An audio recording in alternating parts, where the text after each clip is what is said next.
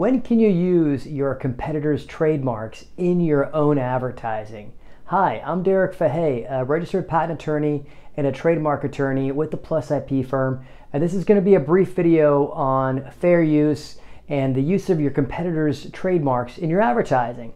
Okay, so I get this question actually more often than you would think. And many times people want to use a competitor's trademark in their advertising.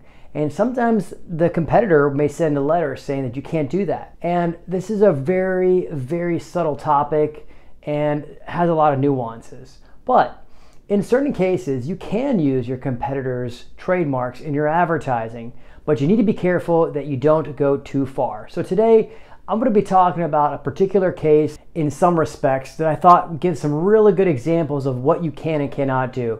And that's the Tempur-Pedic versus mattress firm case that was actually in a district court in Texas. And the court in that case issued an injunction for certain things, which means that the court prevented certain things but allowed certain other things to be used. Okay, so let's start off with the premise. Fair use. Fair use means that you can actually use your trademark or your competitor's trademark in your advertising in certain cases. And typically a fair use doctrine is invoked if you are using it in comparative advertising of your competitor's mark to describe your own particular trademark. For one example is comparative advertising. So if you are comparing your mattress versus somebody else's mattress, or competitor's mattress, and you use the competitor's mattress's name, you can do that, okay? Now, what you don't want to do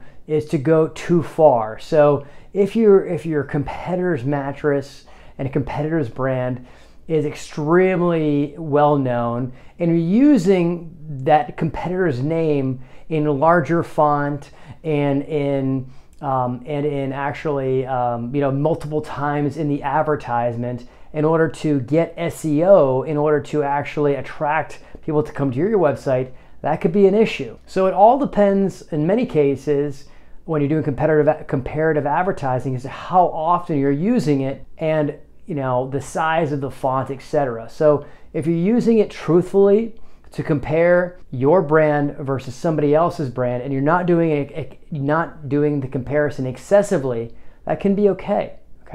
But you need to be careful as to not make it too excessive. In the Tempur-Pedic versus mattress firm case, the court actually limited the amount of times one of the competitor could use the other competitor's name in the advertising. Another thing that you can do if you want to do this comparative advertising is you can put a disclaimer saying that you're not associated with each other's brand.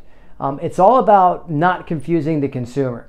So if you're doing comparative advertising, you can do that, but just don't try to be sneaky about it and try to capture the other person's SEO by using larger font, using the name, your competitor's name many times. That's going to raise red flags, okay?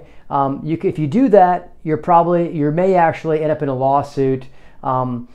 If you're okay with that, that's one thing, but if you're not okay with that and you don't want to end up in a lawsuit, be smart about it. Use the trademark truthfully.